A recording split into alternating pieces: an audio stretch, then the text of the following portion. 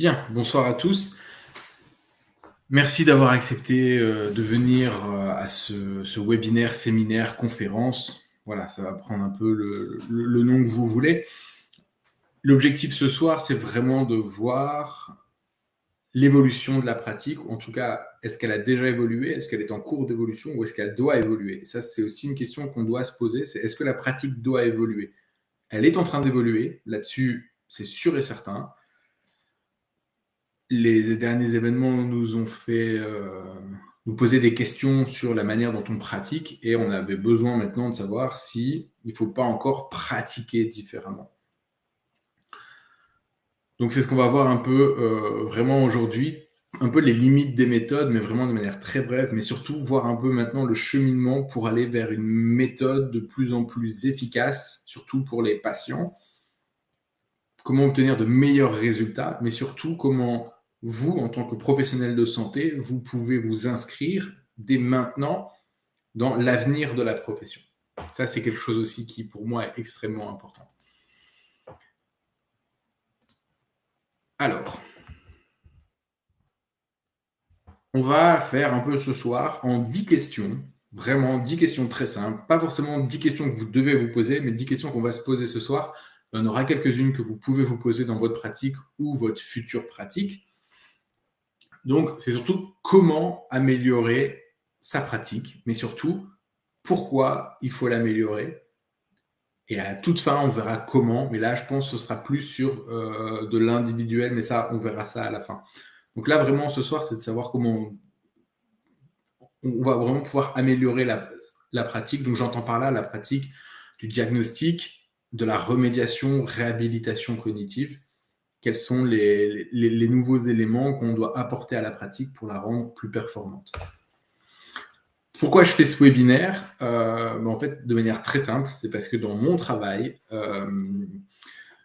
j'ai été amené à faire évoluer ma pratique en tant que neuropsychologue, où j'ai exercé à Bruxelles pendant plus d'1 an en centre de rééducation pour adultes. Ensuite, je suis devenu collaborateur scientifique pour l'Université libre de Bruxelles. Donc là, mon travail consistait tout simplement à étudier la faisabilité des outils de diagnostic et de rééducation pour les sciences cognitives. En d'autres termes, est-ce qu'il était possible de commercialiser des outils à l'usage des praticiens pour voir s'ils pouvaient s'en accommoder, s'en accaparer pour pouvoir l'intégrer entièrement à leur pratique. Les objectifs, donc, aujourd'hui, ils ont vraiment à être très simples. Les objectifs pour nous et surtout mes objectifs à moi, à l'origine, surtout de discuter des méthodes de prise en charge, comment vous prenez en charge vos patients, quelles sont les méthodes que vous appliquez, qu'est-ce qui vous manque. On va discuter de l'avenir de la pratique, ce que vous pensez de la méthode actuelle, de celle sur laquelle on est en train de glisser tout doucement, ou est-ce qu'on ne devrait pas déjà penser à celle d'après, ou est-ce qu'on n'est pas tout simplement en retard. On va également essayer de vous permettre de comprendre les problématiques de la neuropsychologie et de l'ergothérapie actuelle. Voilà, il y a beaucoup de problématiques. Il va falloir essayer de trouver des manières ou des solutions d'y répondre. Et on va essayer de chercher ensemble des solutions. Je vous rassure, les solutions, elles existent. On ne va pas devoir les inventer ce soir. Donc, ce sera l'occasion vraiment ou jamais de voir un peu ensemble le cheminement que moi j'ai fait en tant que praticien et que d'autres praticiens ont fait également par rapport à ça. Ma première question, et donc là j'attends une réponse de votre part, est-ce que les méthodes papier-crayon, elles ont encore un avenir? Selon vous, est-ce qu'elles ont encore un avenir?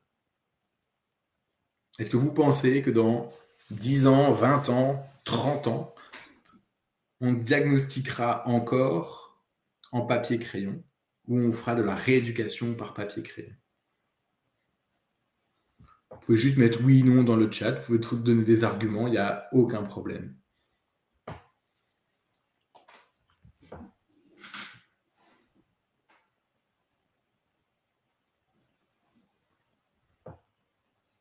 Donc, plus pour les personnes âgées, vous pensez qu'il y aura encore un avenir?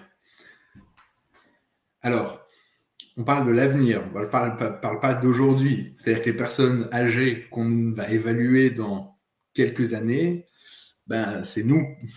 Ce sont des générations. Bon, pour ma part, c'est plus mes parents, etc. Alors, ambulance, ok. Et pour la prise en charge, encore pour le diagnostic, remédiation cognitive, d'accord.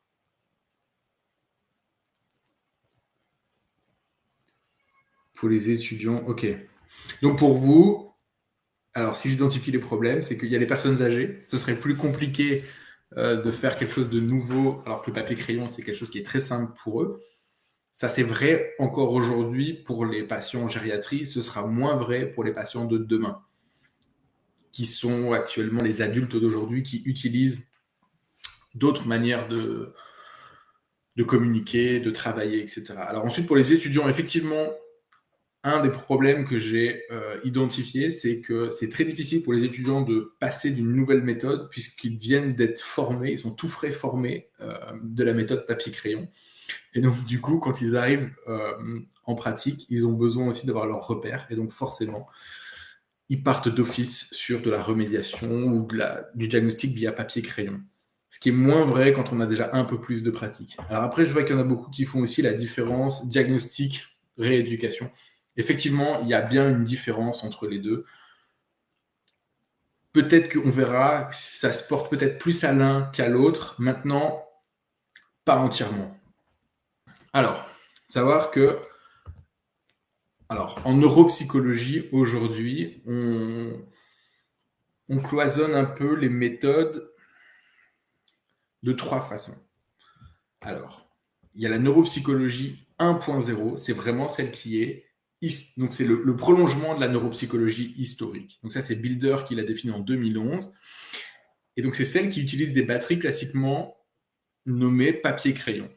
Donc tout ce qu'on fait depuis le début du cognitivisme et de la neuropsychologie, donc depuis les années 1970-80, on est toujours dedans. Donc ça fait 40 ans, 50 ans que ça dure, qu'on est toujours sur les mêmes formats de diagnostic et de rééducation.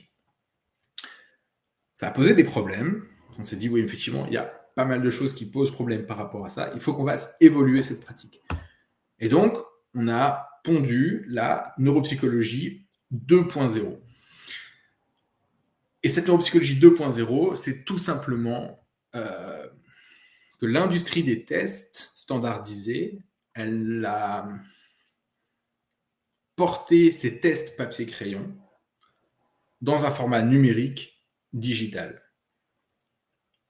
Elle n'a pas forcément changé dans la forme et dans le fond les tests ou les exercices qui étaient proposés. Elle a simplement proposé une autre façon de les utiliser. En format tablette, souvent tablette géante ou par ordinateur.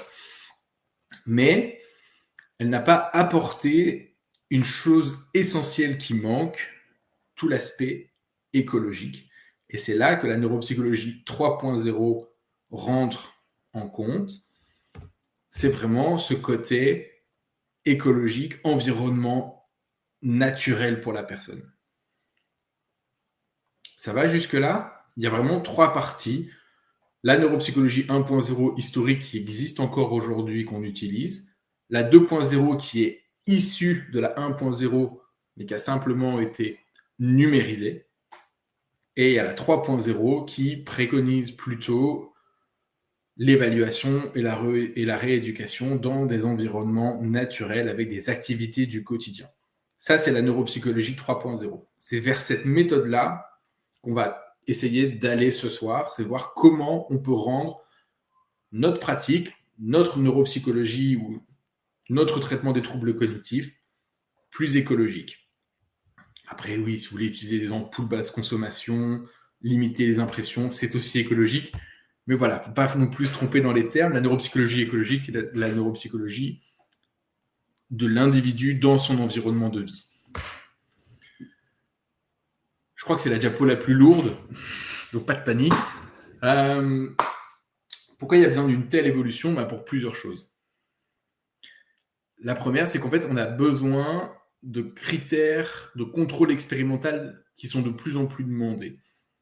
On a besoin de pouvoir contrôler davantage ce qu'on mesure, encore plus au niveau attentionnel parce qu'on est au-delà de la milliseconde. C'est-à-dire qu'on a vraiment des patients qui sont très précis, très rapides, donc forcément, Nous, en tant qu'humains, on a nos limites que la machine a beaucoup moins. Donc, on a évolué aussi vers des prises en charge plutôt informatisées, puisque ça permet d'obtenir de nouvelles informations et des choses beaucoup plus précises. Et ce qui maintenant est de plus en plus recherché, c'est ce critère de validité écologique, et c'est des choses dont on parle depuis déjà très longtemps, puisque je crois que les premiers, déjà en 2010, 2004 en France, ça c'est 2001. 2001 en France, c'est sûr, j'ai la trace des premiers écrits sur la validation écologique. Et en 2004, aux États-Unis, c'était déjà lancé à grande échelle. Donc, nous, en France, on arrive maintenant, en 2021, à se dire il faut de l'écologique. Donc, on est parti là-dessus. Il y a deux choses importantes à prendre en compte quand même dans un critère écologique, et ça va être important à comprendre pour la suite, c'est de se dire qu'il faut généraliser les résultats d'un exercice cognitif aux performances de la vie réelle. Donc, c'est-à-dire que ce qu'on fait d'un point de vue cognitif doit avoir les mêmes résultats que ce qu'on ferait en exercice cognitif. Et ensuite, l'autre, c'est le caractère naturel et la capacité à simuler les exigences d'une tâche réelle. C'est-à-dire que je ne peux pas faire n'importe quoi pour faciliter ma réponse. Si le travail, c'est simplement de sortir d'un labyrinthe, qu'on met le patient dans un vrai labyrinthe, si le patient peut prendre un escalier pour voir de la hauteur, etc., c'est pas simuler les exigences de la tâche. Si il est en train de faire la cuisine, ce sera beaucoup plus parlant. S'il est en train de faire la cuisine d'un point de vue thérapeutique, si on est derrière, lui donner des consignes, lui donner des aides, etc., ce n'est pas simuler les exigences de la tâche de sa vie de tous les jours. Dans la vie de tous les jours, il n'y a personne derrière lui, il n'y a pas d'aide, il n'y a personne qui va lui dire « N'oubliez pas ce qu'il y a dans le four. Attention, ça fait 10 minutes que vous avez mis quelque chose dans le four. » C'est extrêmement important parce que c'est des choses qu'on fait systématiquement et que je faisais également avec mes patients. Cette fâcheuse tendance à les faire vous trouvez pas que ça commence à sentir bon là, non? On serait peut-être temps de sortir du four, voir un peu, mais de manière inconsciente. Mais voilà, le patient, forcément, ça l'aidait et c'était pas simuler exactement ce qu'il fallait faire. Donc, ces méthodes de rééducation classiques, en fait, elles ont des faiblesses écologiques. Donc ça, c'est Tcherniak qui l'a dit, démontré en 2011.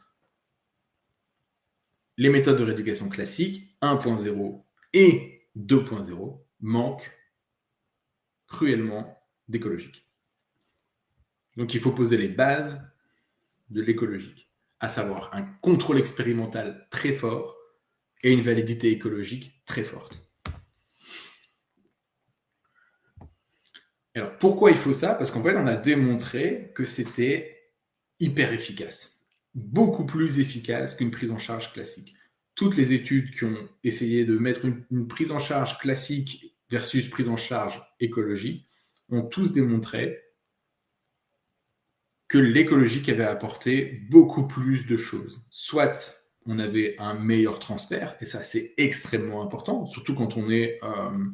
alors, on va dire c'est moins important en gériatrie, mais ça l'est quand même, mais chez des patients TC, enfin trauma crânien, AVC, qui ont un besoin de retourner chez eux pour reprendre leur autonomie, leur indépendance, c'est extrêmement important de parler de cette notion de transfert. Encore plus aussi chez les enfants, parce qu'on travaille au cabinet, il faut également qu'ils puissent le mettre en place et en pratique dans son milieu de vie. Et ça, c'est extrêmement important.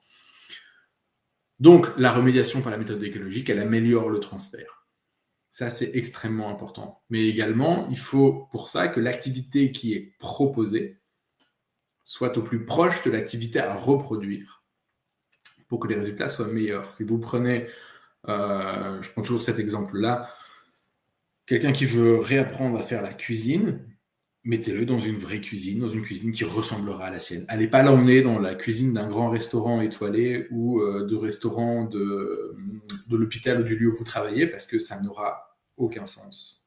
Il y aura des choses qui vont être proches, similaires, mais ce sera pas la même chose. L'activité qu'il va devoir reproduire va être légèrement différente. Donc, allez au plus proche possible de ces choses-là. Exactement, les plus proches des habitudes de vie. Alors là, je vois déjà où vous voulez en venir. Vous allez me dire, pourquoi ne pas aller directement chez le patient? Oui, ça, ce serait vraiment l'idéal. Mais après, on va voir qu'aller chez le patient, ça pose aussi des problèmes et tout le monde n'a pas cette chance. Mais si vraiment vous voulez faire de l'écologique pure à 100%, je ne peux que vous recommander une chose, allez chez le patient. Alors tout à fait, Raphaël, ça va énormément augmenter la métacognition parce que en fait, on peut aller jusqu'au résultat concret. Très souvent, les patients, alors moi quand je les recevais, surtout pour la réévaluation de la conduite, je les mettais dans un environnement qui ne ressemblait pas du tout à la conduite et ne comprenaient pas pourquoi ils n'y arrivaient pas. Et pour eux, c'était oui, mais c'est pas grave, c'est pas ça conduire. Effectivement, conduire, ce n'est pas ça. Ça demande certains processus mentaux, mais conduire, ce n'est pas ça. Et donc, ils étaient en train d'essayer de jouer oui, mais alors que très clairement, si on les met dans un simulateur de conduite qui se crache, là, il n'y a pas photo. Ils vont bien comprendre concrètement quel est le problème.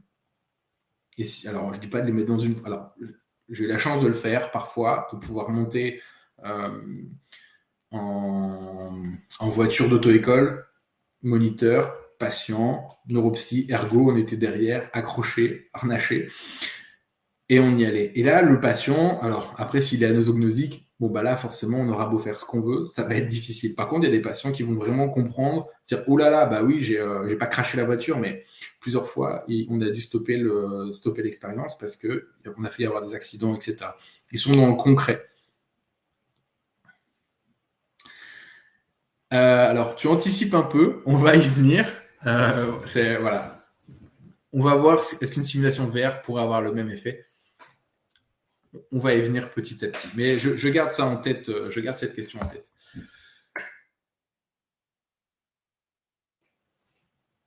Alors, est-ce qu'on peut utiliser la méthode écologique en papier-crayon? Est-ce que vous avez des exemples de tests ou de rééducation papier-crayon que vous pourriez mettre dans une case écologique?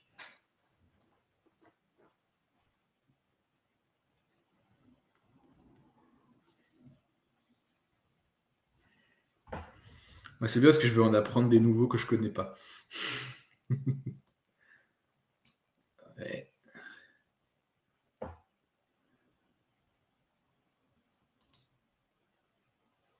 Ah, déjà, on a du un peu écologique. Ça veut dire que vous le mettez dans l'écologique,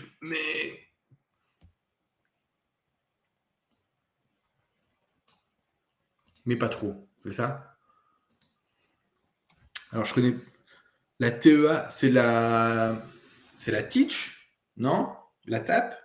Rien à voir, peut-être? Ah, un tout petit parce que moi, je la connais pas du tout.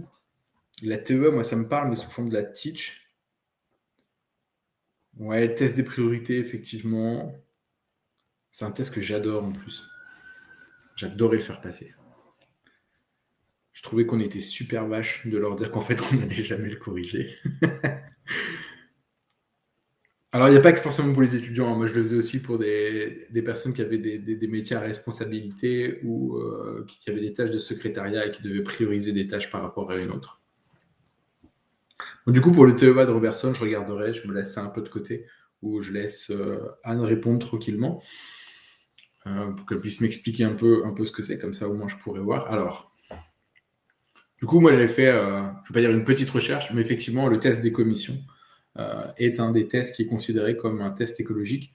Je n'ai pas mis la photo, mais pour ceux qui connaissent, c'est un plan d'un quartier vu de haut dessiné à la main, un peu en couleur, et on a 10 tâches à faire, et on doit tenir en compte des horaires, etc. Alors,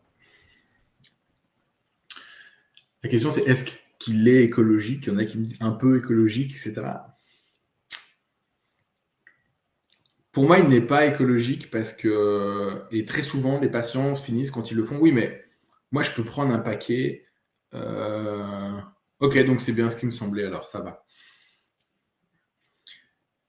Donc, sur le test des commissions, le patient qui dit oui, mais moi, je peux prendre un paquet, je peux en prendre 2 sous le bras, 4 kilos, c'est rien, moi, je fais ça en voiture, etc. Et donc, et donc forcément, on se retrouve avec le patient qui nous dit, bah, en fait, dans la vraie vie, je ne ferais pas comme ça. Ouais, voilà, bah, c'est ça. Donc, à partir du moment où le patient vous dit, ouais, mais moi, je ne fonctionnerai pas comme ça, vous pouvez déjà déchirer presque votre test et dire, OK, il est plus écologique. Non, non, mais bien évidemment, ça, après, les patients, ils adorent essayer de venir trouver le petit truc.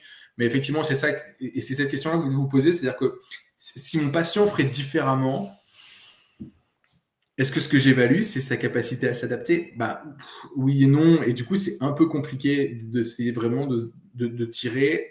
Est-ce que le patient, il n'y arrive pas parce qu'il ne fonctionnerait pas comme ça? Mais si je le laisse dans un environnement naturel, il y arriverait mieux. Voilà, ça, c'est la question qu'on doit se poser. Et c'est extrêmement compliqué.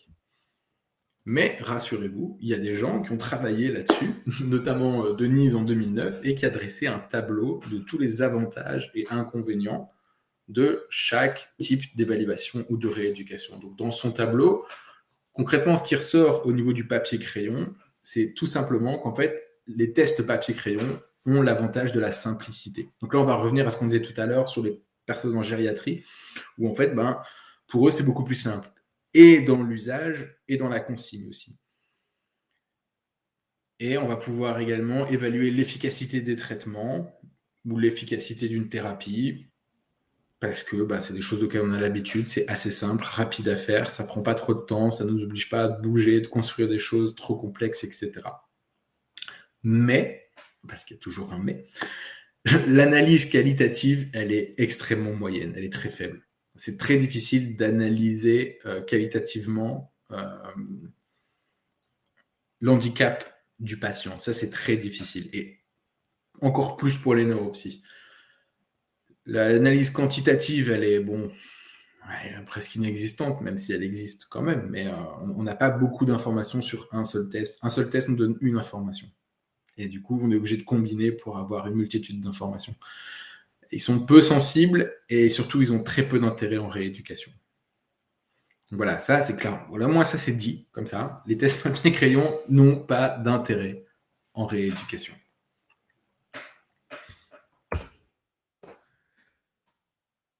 Et alors du coup, quel est l'apport de la méthode écologique?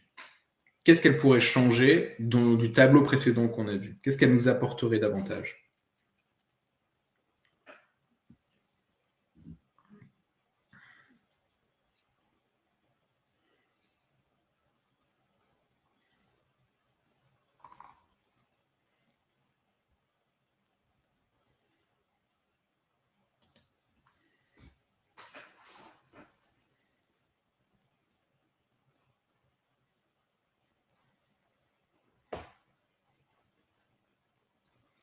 Alors, en lien avec les habitudes de vie donc importantes pour la personne, on va agir sur le concret. Quelle est la problématique du patient et comment faire pour améliorer sa qualité de vie? D'accord, très bien.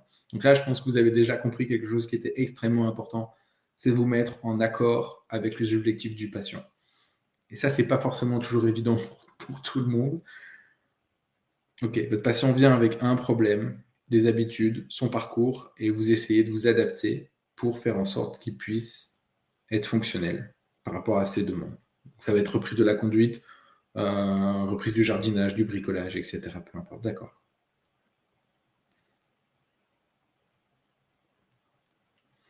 Donc, je suis tout à fait d'accord avec le fait de ne pas le rendre parfait. Si jamais on savait rendre les gens parfaits, croyez-moi, ce serait un métier de rêve. Très difficile, on aurait énormément de clients, mais voilà. Qu'ils puissent vivre comme ils le souhaitent. Alors, dans ce que sa pathologie permet également de faire. D'accord, très bien. Donc, effectivement, c'est pas mal de réponses qui sont faites. Mais alors, du coup, ma question, ça va être qu'est-ce que vous utilisez comme méthode pour faire de l'écologique? Autre que les tests, est-ce que vous connaissez d'autres tests, moins papier-crayon, mais du coup pas du tout papier-crayon, mais qui sont écologiques? Je vais peut-être teaser un peu en allant sur la diapo suivante.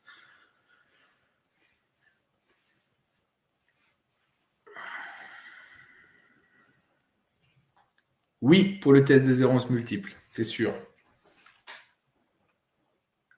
Avec ses avantages et ses inconvénients, bien sûr.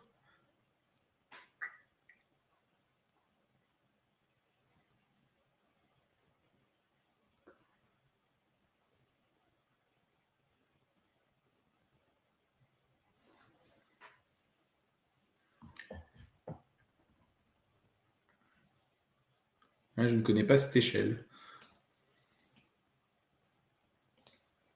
Mais c'est bien, je vais apprendre plein de choses ce soir, ça c'est cool. J'adore.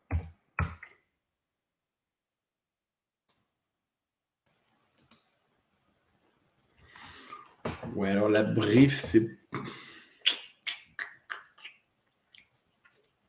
Mais alors, là, ce que je veux, c'est des tests où le patient est en situation. Hein. Pas simplement, il répond à des questions sous forme de questionnaire. Hein. Je veux vraiment des choses où le patient agit, fait quelque chose. Mais de concret. Hein.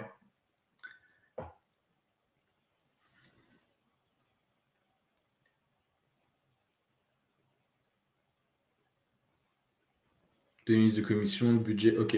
Donc là, vous êtes déjà en train d'essayer de construire quelque chose, etc. Ok. Alors, donc, le test des erreurs multiples, effectivement, est un test standardisé. Non.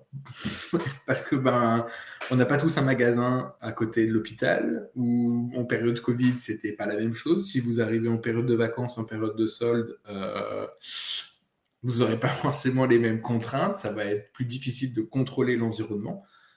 Évaluation de conduite dans les auto-écoles, effectivement, ça c'est quelque chose qui est possible. Le test de mémoire prospective, même proclinique. Alors attention, ne me lancez pas sur la mémoire prospective, sinon j'appelle ma collègue.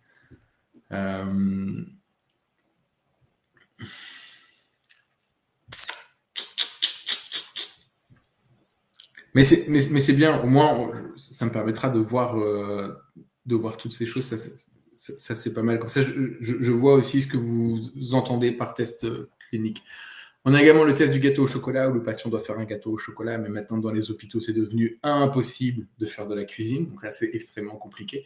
En fait, tout ce que vous me décrivez là, très souvent, ce sont plutôt des mises en situation qui sont non standardisées. La mémoire visuelle, c'est-à-dire le test des portes.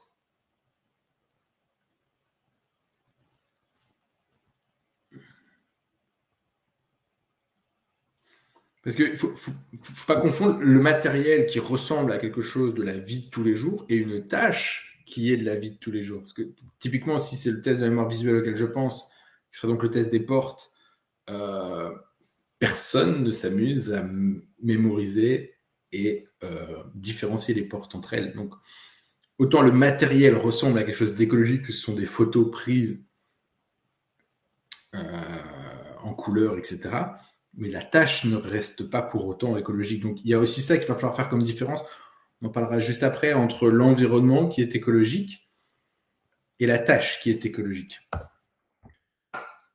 Alors, l'écologique, effectivement, forcément, en mise en situation réelle, ça augmente. Le RBMT, oui, mais là, c'est pareil, c'est le matériel qui est plus proche, plus que la tâche. Mais vous verrez à la fin, on arrivera mieux à démêler tout ça et à mieux comprendre. Donc, l'avantage des tests écologiques, alors c'est surtout en réhabilitation. Tout ce qui est remédiation, etc., là, ça doit être le plus possible écologique. Ce sera beaucoup plus facile. Donc, si c'est écologique, ça améliore le transfert, forcément.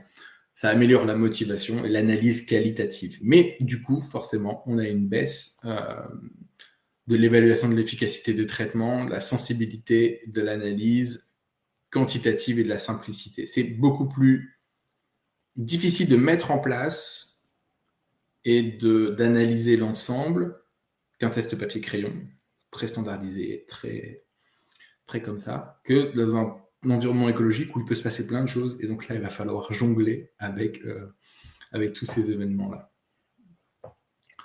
Et alors, du coup, pourquoi on n'arrive pas à quelque chose de parfait? Donc si je reprends cette diapo-là, pourquoi l'écologique n'est pas totalement bleu? Ça, ce serait l'idéal, ce serait que tout soit bleu, que tout soit sensible, simple, analyse quantitative extrêmement fine, qualitative très fine, sensible, je l'ai déjà dit, évaluation de l'efficacité des traitements. Pourquoi c'est pas bleu? Donc là, c'est ma question suivante. Pourquoi ce n'est pas bleu? Qu'est-ce qui manque pour que l'écologique pur soit la solution à notre problème?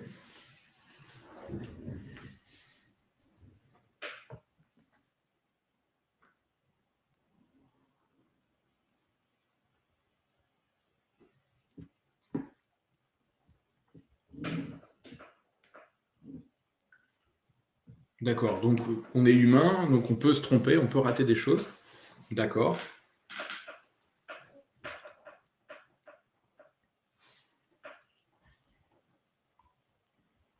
Effectivement, il y a des choses qu'on ne pourra pas forcément voir et enregistrer.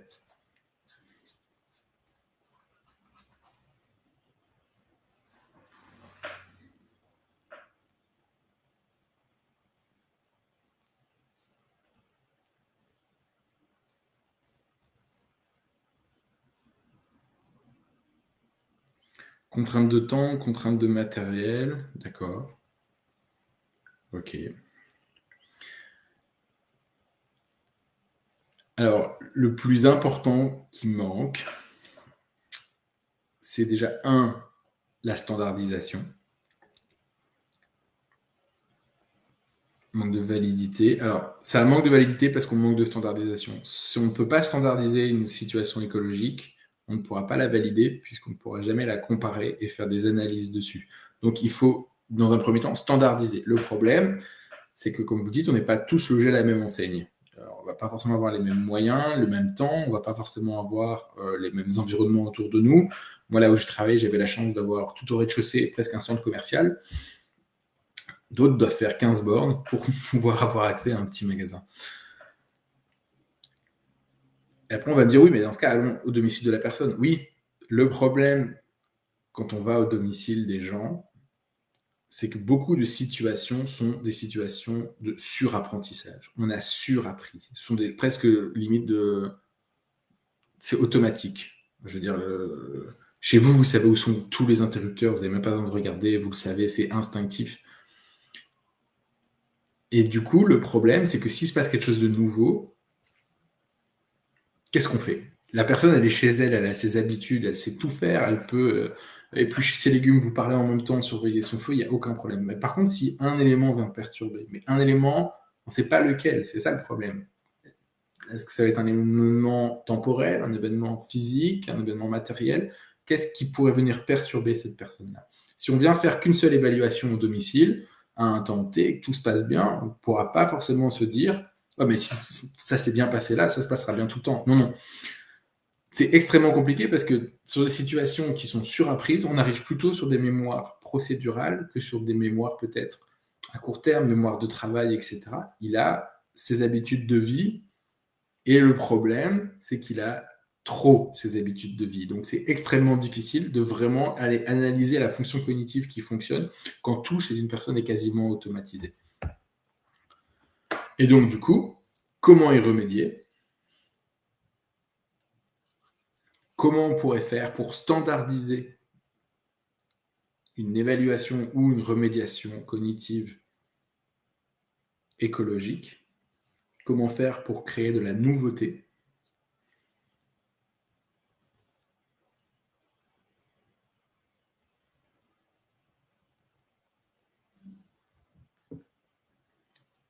S'il y en a qui me disent qu'il faudrait tous qu'on ait la même maison, ce serait rigolo. Ou qu'on se concerte pour tous construire le même appartement thérapeutique dans les hôpitaux.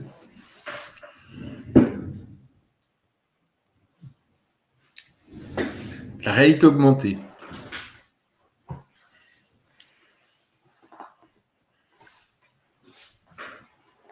Camille, est-ce que par hasard tu voulais pas plutôt dire réalité virtuelle?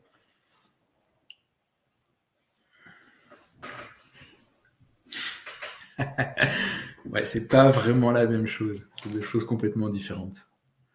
La réalité augmentée, c'est vraiment un filtre supplémentaire sur le monde réel. Alors que réalité virtuelle, c'est presque le réel. Alors, Océane, je ne vais pas anticiper sur la suite, mais sache que, hélas, tu n'as pas entièrement raison par rapport à ça.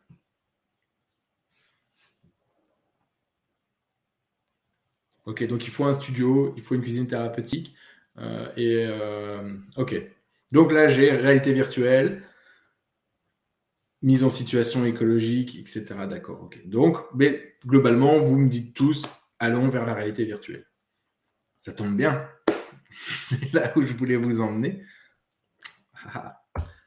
Alors, mais d'abord, le plus important, c'est de savoir que la solution, c'est vraiment cette standardisation, l'augmentation du contrôle expérimental. Ça, c'est extrêmement important. Dans les situations écologiques, encore plus, parce que sans ça, on ne peut pas standardiser, et sans ça, on ne peut pas vérifier les effets, et on ne peut pas utiliser ça sur d'autres patients ou sur des choses beaucoup plus larges. C'est essentiel pour la démarche scientifique, c'est essentiel pour comprendre les évolutions des patients. Si c'est pas standardisé, l'évaluation qu'on a faite en écologie il y a 6 mois ne sera peut-être plus la même. Il y a des choses qui auront changé dans l'environnement, et du coup, on ne sait pas est-ce que c'est parce que l'environnement est différent ou parce que la personne a changé. Donc ça aussi, c'est extrêmement important d'avoir cette standardisation, et surtout essentiel pour comparer les individus entre eux ou à une performance admise. Et ça, c'est essentiel dans le diagnostic, et ça va le devenir aussi en rééducation. Si vous faites un test écologique, vous dites OK, ça va, ça fonctionne. OK, très bien, ça fonctionne, c'est parfait. Maintenant, est-ce que vraiment c'est 100% optimisé? Est-ce que c'est important de l'optimiser ou pas? Ça va être ça la question. Mais comment réagissent les gens qui n'ont pas de problème? Comment réagissent la majorité des gens dans de telles situations? C'est ça qu'il faut se poser comme question. Et est-ce que cette personne serait capable de réagir de manière adéquate ou de manière non adéquate? Donc, il faut créer une situation expérimentale nouvelle pour la personne que l'on peut comparer dans le temps et avec d'autres personnes. C'est-à-dire que cette situation expérimentale nouvelle, elle devra pouvoir être testée en laboratoire, en clinique, donc avec des patients, mais pas qu'avec nos patients, avec d'autres patients, pour que vraiment on puisse harmoniser euh, certaines situations écologiques. Je ne dis pas que toutes les situations écologiques doivent être harmonisées, juste que certaines peuvent être harmonisées, et là, ce sera un gain de temps pour tous les professionnels et pour également tous les patients. Et c'est notre problématique actuelle. C'est ça la question, et c'est sur quoi moi je travaille le plus, c'est comment harmoniser les évaluations et les remédiations écologiques pour les patients, pour les professionnels.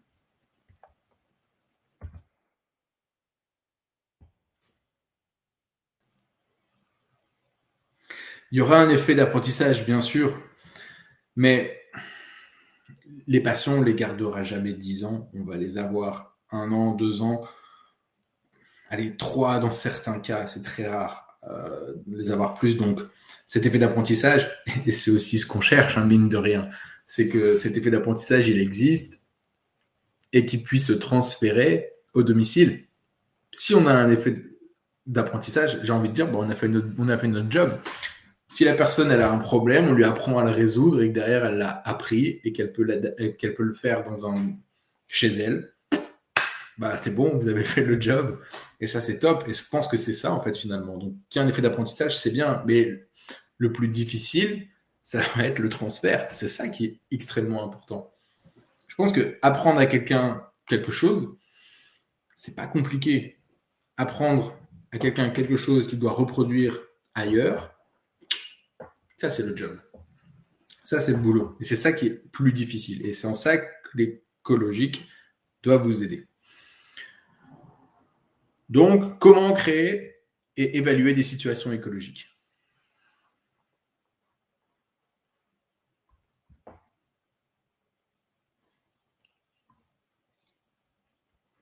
De manière vraiment très simple, et vous me l'avez déjà dit, donc je ne vais pas forcément prendre trop de temps là-dessus, des pièces témoins,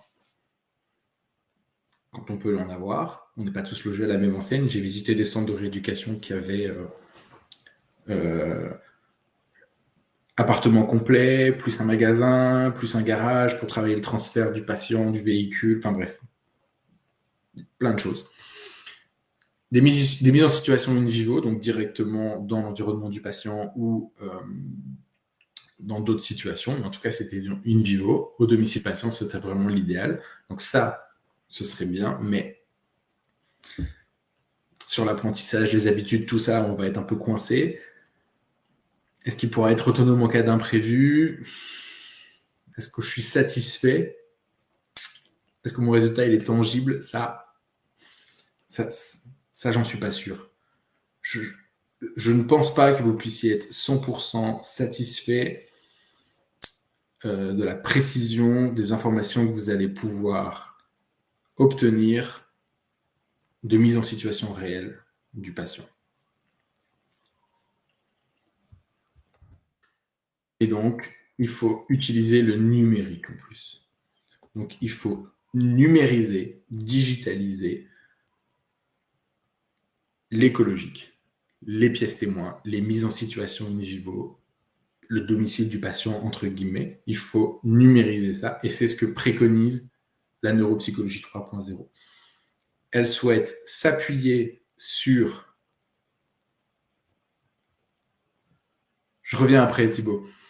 Elle veut s'appuyer sur les nouvelles technologies pour pouvoir standardiser et offrir une neuropsychologie 3.0 de qualité, en combinant les situations écologiques avec des méthodes numériques, à savoir validité écologique et contrôle expérimental. Alors non, Thibaut, parce qu'on ne va pas forcément regarder les mêmes choses. Maintenant, si tu ne peux pas aller au domicile du patient, que l'ergo peut y aller, il va t'apporter des informations qui vont être extrêmement importantes. Et si l'ergo ne peut pas y aller et que toi, tu dois y aller, tu vas pouvoir apporter aussi également d'autres informations.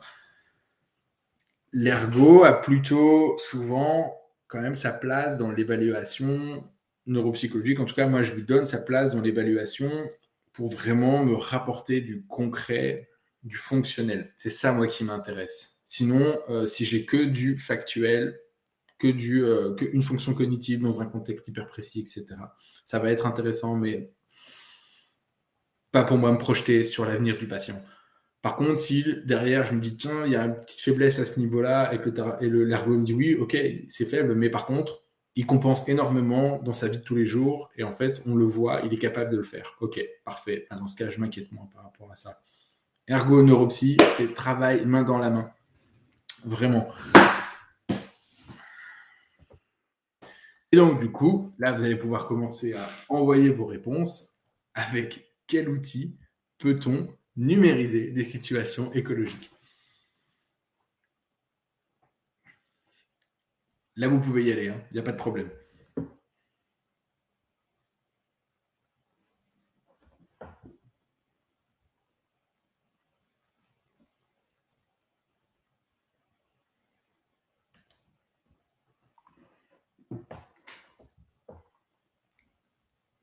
On en parlait tout à l'heure.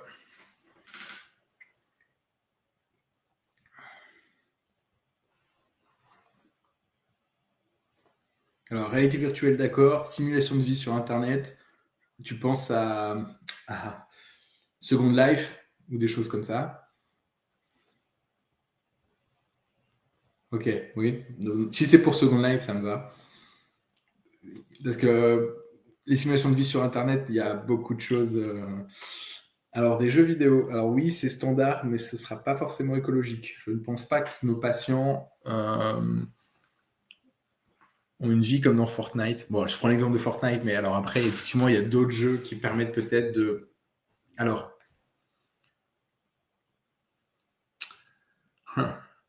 ça, c'est un autre débat. Vraiment, Raphaël, c'est vraiment un autre débat parce que le jeu vidéo en tant que tel n'a qu'un aspect ludique. Maintenant, si on le détourne et qu'on en fait quelque chose d'un peu plus sérieux, effectivement, on pourrait travailler des fonctions cognitives qui seraient transférables dans le jeu vidéo, la gestion, le management, etc. Ça, c'est des choses qui pourraient très bien fonctionner. Maintenant, là, je parle d'une double écologique, tâche et environnement. Le jeu vidéo ne va pas forcément l'offrir. Maintenant, le serious game, et là, c'est différent.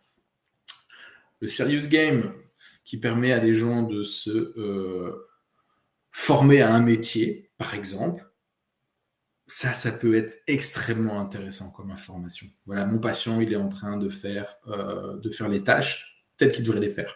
Ça, ce serait une information extrêmement importante et capitale. Le problème du serious game, c'est que y a peut-être un peu trop d'aspects ludiques et on ne rentre pas dans, comment dire, ce serait plus difficile de transférer parce qu'on est... C'est un peu compliqué parce que là, on va rentrer dans du domaine philosophie numérique, mais la réalité virtuelle, elle apporte quelque chose, c'est que en fait, j'y crois, je suis immergé dans l'environnement. C'est quelque chose que je connais. Le serious game, ça va plus parfois être en 2D, ou alors ça va être un peu trop ludique, trop gamifié, pour qu'on ait vraiment cet aspect naturel. C'est ça en fait, voilà. C'est que le serious game sera moins naturel que la réalité virtuelle. Ok? Donc, c'est bien la réalité virtuelle.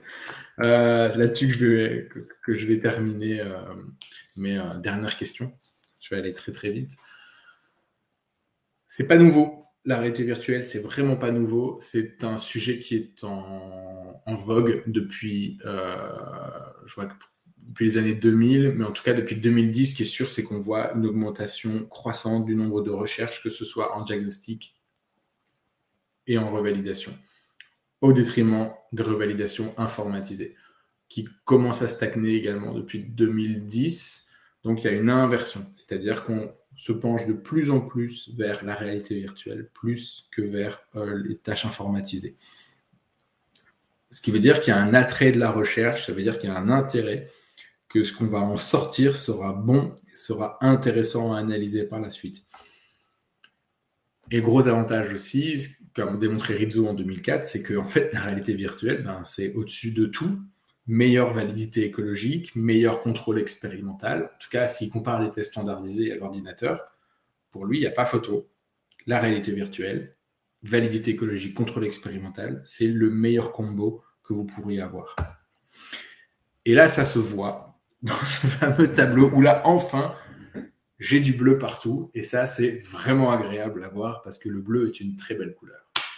C'est pas bleu, full bleu partout, parce que, bien évidemment, on va perdre un tout petit peu en simplicité parce que ça va demander une petite adaptation, mais pas non plus forcément quelque chose d'extrêmement compliqué. Il faut voir qu'il y a différentes choses, et ça, on aura plus le temps d'en discuter à l'occasion.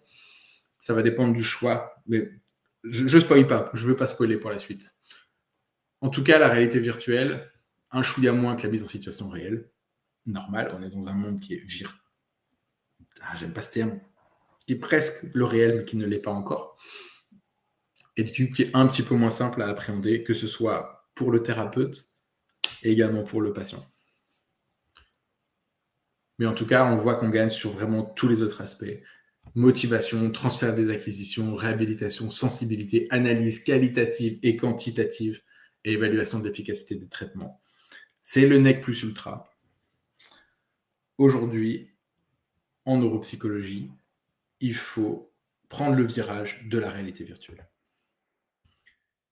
Pourquoi est-ce qu'elle améliore vraiment le transfert? Ça, c'est une question qu'il faut quand même se poser. On se dit, OK, l'écologique améliore le transfert, ça, on le sait, il n'y a aucun doute là-dessus. Maintenant, est-ce que cette VR écologique, elle va améliorer ce transfert?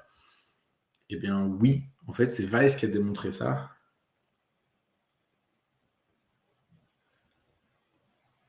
Alors ça, j'ai pas de statistiques parce que en fait, il y a une différence entre des applications qui vont se dire stimulation, des applications qui vont se dire réalité virtuelle sans en être. Il y a des protocoles qui sont à l'essai.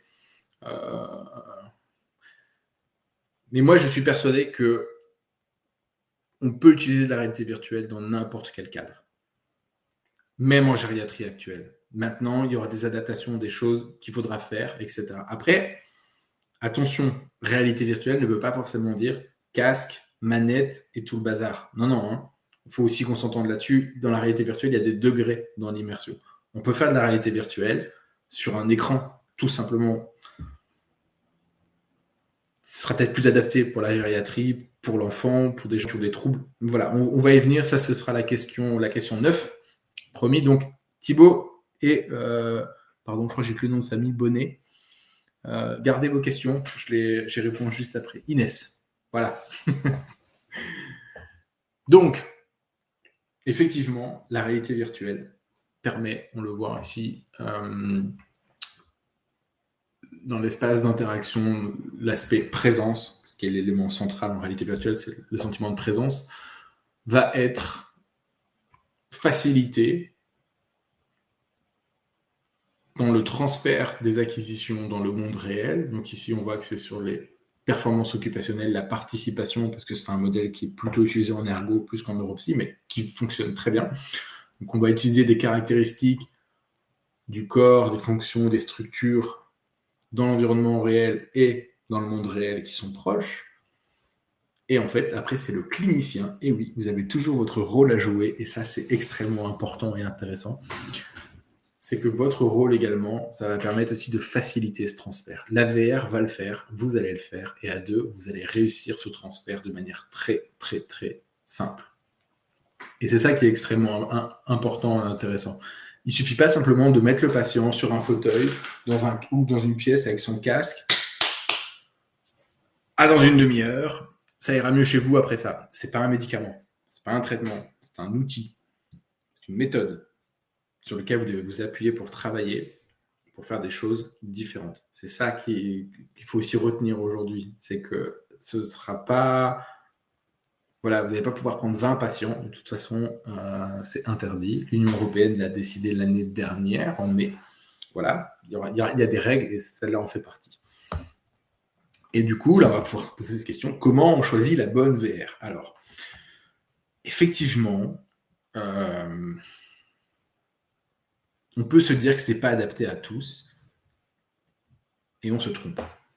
On se trompe parce qu'on a cette impression que si on dit réalité virtuelle, tout de suite on pense au casque, tout de suite on pense au truc de dingue où il faut bouger dans tous les sens, le pièce, le matériel, etc. Ça en fait partie, mais vous avez d'autres façons de faire de la réalité virtuelle sans utiliser de casque. Et c'est ça qui est extrêmement intéressant. C'est qu'à partir de là, en fait, on peut adapter ce matériel à tous, avec des manettes plus simples pour une interaction plus facile, moins complexe, des environnements plus ou moins immersifs en fonction de ce qu'on veut travailler de la thérapie, et aussi des possibilités de nos patients. Donc c'est ça qui est extrêmement intéressant. Donc on va pouvoir jouer sur ce degré d'immersion, facilité d'interaction. Si on est sur du semi-immersif, non immersif, totalement immersif, ce sera des choses différentes, un matériel différent, mais également des prises en charge différentes. Est-ce qu'on est plutôt sur de la rééducation, du diagnostic, de la stimulation? Dans ce cas, on n'est peut-être pas obligé d'aller dans certaines choses. En fonction de la pathologie, c'est pareil. Le degré d'immersion va être important ou pas. Typiquement, si vous avez des phobies à traiter en TCC, là, il faudra jouer sur l'immersion parce que plus vous aurez cette sensation d'être présent, plus vous aurez l'aspect émotionnel qui va venir jouer, qui est extrêmement, qui est même essentiel en TCC. Donc, quels sont vos objectifs thérapeutiques? Quel est le temps dont vous disposez? Quel est le temps dont vous disposez avec votre patient? Si vous faites un bilan mémoire, vous avez 1h30, ça vaudrait peut-être pas le coup d'aller évaluer de manière écologique un patient, sachant que ça va prendre du temps de lui apprendre à se mouvoir dans l'environnement, à se déplacer, etc. Donc, voilà. Après, il faut aussi être cohérent avec la réalité du terrain. Quelles sont les possibilités d'action de mon patient? Est-ce que mon patient a une hémiplégie? Est-ce qu'il est en fauteuil roulant? Est-ce qu'il a une motricité qui est assez développée pour pouvoir faire certaines choses? Est-ce qu'il n'a pas de mal de transport? Est-ce qu'il a l'équilibre? Qu'est-ce que je peux personnaliser dans l'environnement? Est-ce que je peux tout personnaliser? Est-ce que je peux simplement personnaliser la taille, le nombre d'éléments présents? Est-ce que de quel environnement on parle? Ça aussi, c'est important. Qu'est-ce que si vous avez des gens qui travaillent au domicile, enfin qui sont là avec vous pour retrouver leur autonomie au domicile, il n'y a pas besoin d'aller travailler dans des environnements virtuels où vous êtes dans un avion. Après, si la personne est hôtesse de l'air, alors, est-ce que ça peut causer des nausées, des malaises? Oui, bien sûr, ça peut. Je crois que c'est 5% de la population. Maintenant, avec une approche petit à petit où on fait en sorte que la personne elle s'habitue progressivement à l'environnement, on va diminuer ses nausées. Mesdames, vous êtes hélas plus sensibles en période hormonale. Je suis désolé, c'est comme ça. Il y a ça à prendre en compte, mais je sais que c'est corrélé au mal des transports. Donc si les gens ont un vrai mal des transports, d'office, ne les mettez pas dans des environnements, ou en tout cas totalement immersifs. Passez plutôt sur du semi-immersif, du non-immersif. Vous pourrez faire de la réalité virtuelle sans avoir les inconvénients. Et ça aussi, c'est extrêmement important. Pouvoir jouer sur les degrés d'immersion pour pouvoir englober l'entièreté de la population. Je suis persuadé que la totalité de la population peut utiliser de la réalité virtuelle. Tout le monde ne peut pas utiliser des casques de réalité virtuelle, mais tout le monde peut utiliser de la réalité virtuelle. C'est une grosse différence. Et le scope des fonctions cognitives. Qu'est-ce que cet environnement va me permettre de faire? Est-ce que je peux travailler sur les fonctions exécutives, attentionnelles? Est-ce que je peux travailler sur la flexibilité, l'inhibition? Enfin voilà, toutes ces choses-là vont être extrêmement importantes aussi à se poser comme question avant de partir, quoi.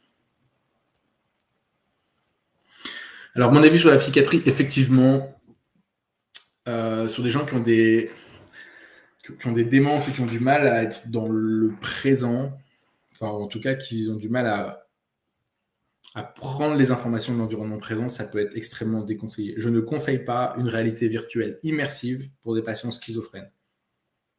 Par contre, sur du semi-immersif, ça ne posera pas de problème. Ça a déjà été testé, déjà démontré. Plus compliqué avec un casque. Mais en soi, c'est pas interdit. Après, là, c'est votre finesse, là, c'est votre expertise aussi de praticien qui doit pouvoir vous dire, bon, ça pourrait marcher, mais celui-là, il est vraiment, ça va être compliqué, quoi.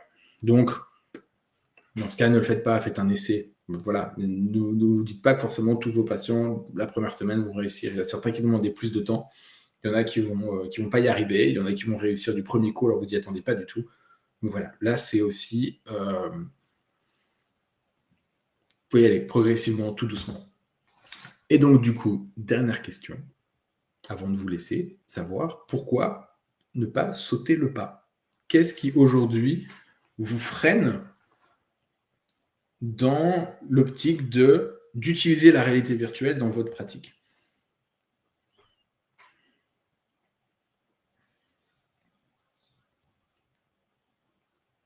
Le prix est un bon frein, oui, effectivement. C'est le prix de l'argent public. Ouais, ça c'est... Pas toutes ces infos, pas le prix. Alors effectivement, il y a ce problème d'information. D'accord. Très bien.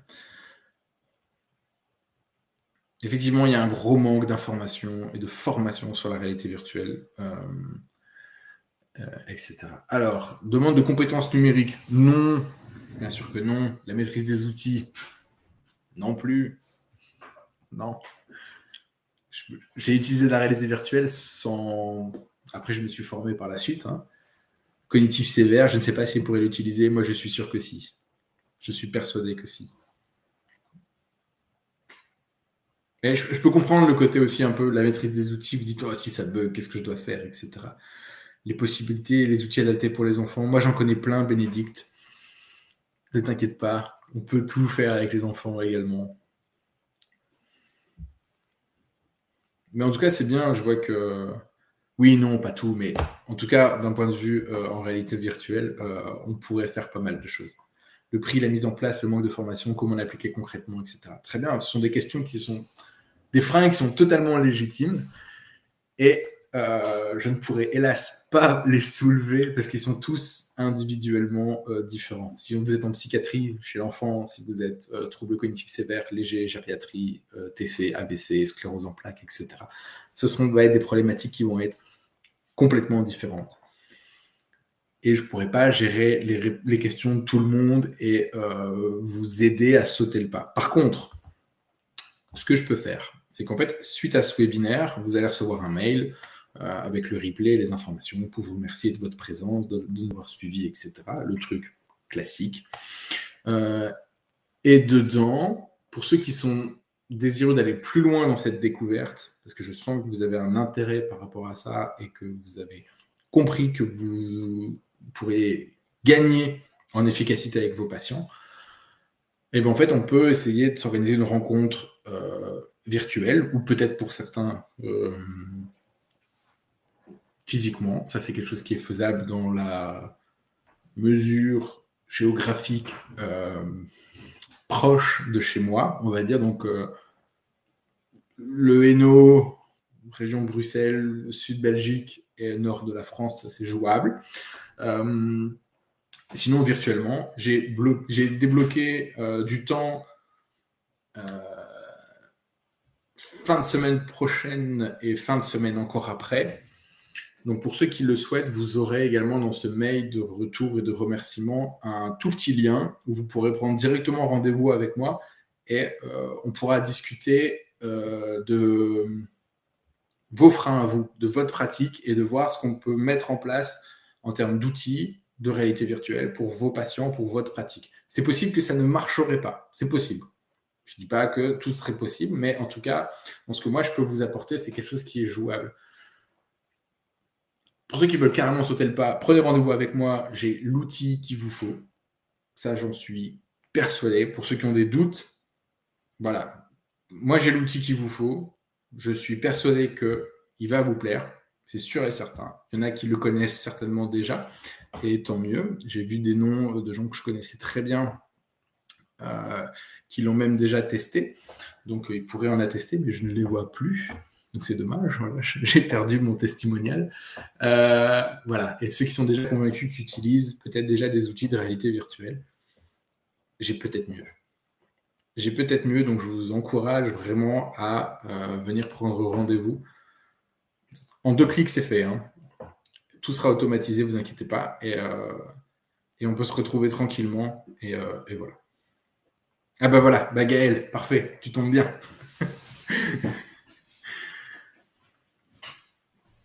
Donc oui, effectivement, un nouvel outil qui arrive sur le marché. Et donc celui-là, je vous le conseille.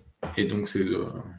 mais on n'est pas là pour parler de ça, on est parlé... Voilà. Si vous voulez sauter le pas de la réalité virtuelle, venez me rencontrer virtuellement, il n'y a aucun problème. Je resterai disponible pour ça. Le webinaire se termine comme ça, sur cet aspect un peu... allez hop, on se termine là-dessus. Voilà, c'était 1 heure, j'avais prévu 1 heure, j'ai débordé un tout petit peu.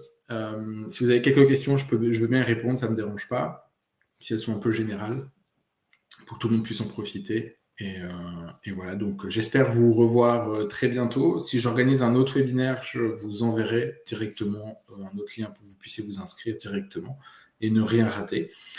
Et si ça vous intéresse, il existe plein de choses que vous pourrez trouver très facilement. Et si vous voulez avoir plus d'informations, vraiment, n'hésitez pas à vous m'envoyer un mail ou vous prenez rendez-vous et on peut discuter de ça tranquillement en journée, en fin de journée, en matinée. Pas la nuit, mais voilà. Bon, j'espère que ça vous a plu. En tout cas, intéressant. Alors, j'ai pas partagé forcément toutes mes recherches parce que moi, directement, je ne fais pas de recherche académique. Je fais d'autres types de recherches. Mais je peux également vous amener vers de vraies recherches scientifiques sur le sujet. J'ai essayé de vous en donner quelques-unes qui étaient, à mon sens, importantes et primordiales. Mais si ça vous intéressait, c'est tant mieux. C'était le but, c'était que ce soit intéressant.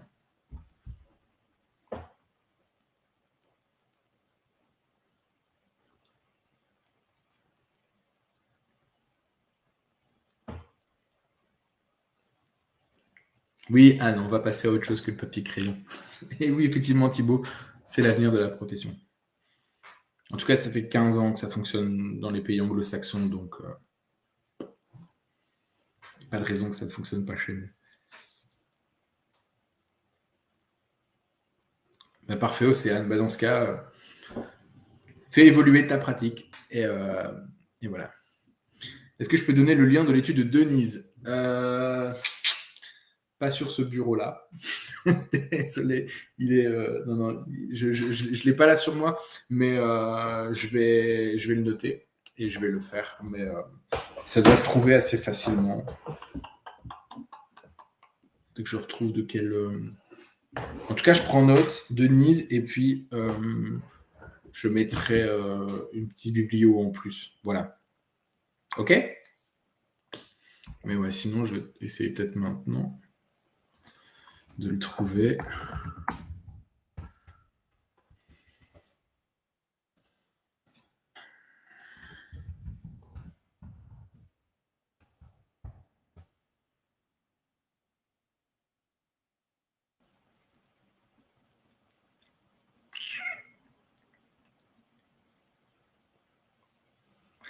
Je ne vais pas le trouver comme ça parce que c'est un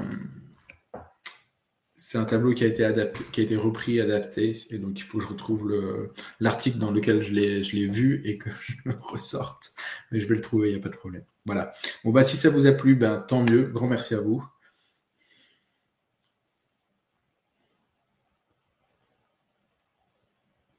Une attestation de présence Oui. Quelle université Camille, oui, je peux te faire un. Envoie-moi un mail demain. Demain, on est samedi. Ouais, envoie-moi un mail demain et j'enverrai, j'attesterai que tu as bien participé à ce webinaire. Donc voilà, il n'y a pas de problème. Et qu'en plus, tu as été interactive. Alors, vous n'avez pas mon mail. Si, vous avez mon mail normalement. Quand vous recevez quand vous avez reçu le lien, vous n'aviez pas mon mail dedans? Ah, je croyais. Mais si jamais vous ne l'avez pas,